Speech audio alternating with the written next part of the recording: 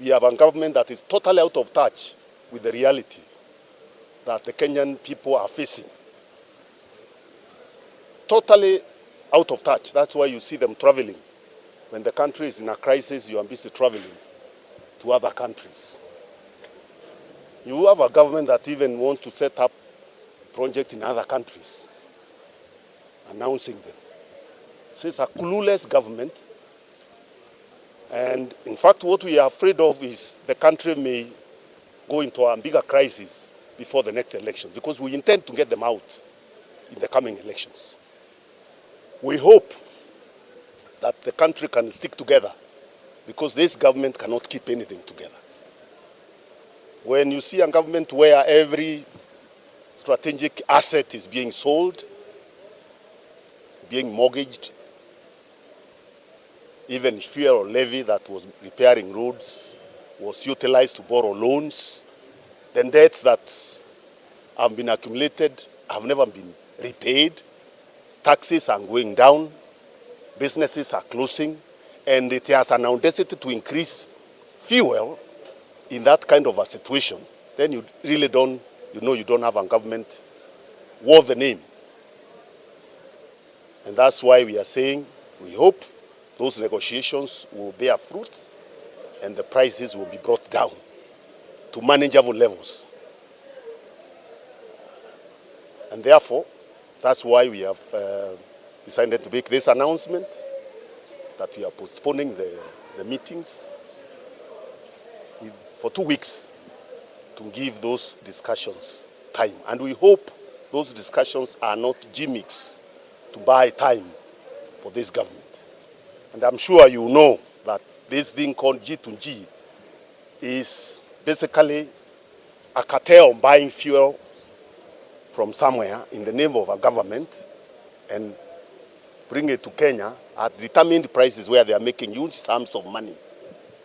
In fact, we have information that in the current arrangement, before the additional prices they increased, the information we have is that that cartel has been making 19 billion every month from that G2G arrangement. God knows how much they are making after the current increase. So we have totally reckless people, and they think that if they can blame it on tribes, certain tribes, tribalism, they can get away with it. Kenyans are wiser. Kenyans know where it hurts, and it hurts every Kenyan. There is no fuel that is consumed by a certain tribe or a matatu that is utilized by a certain tribe. So we think it is distasteful for some of those immature ministers in this government to keep talking about a retired president as if he's the one who started the G2G arrangement, as if he's the one who tells them to keep increasing taxes every day, as if he is running the government for them. If they can't run the government, they better resign and leave. Do they want him to help them run the government when he did his term and left? He cannot be a scapegoat for every mistake that this incompetent government makes. So we are telling them, keep the name of the former president out of your nonsense. If you are minister in charge of security, can you concentrate on security? Can you deal with the banditry that is killing people in Meru? Is the former president involved in bringing bandits to kill people here in Meru, where we are burying people every day?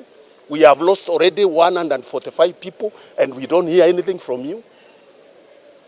We are very unhappy as a country and as a people. And we are saying enough is enough.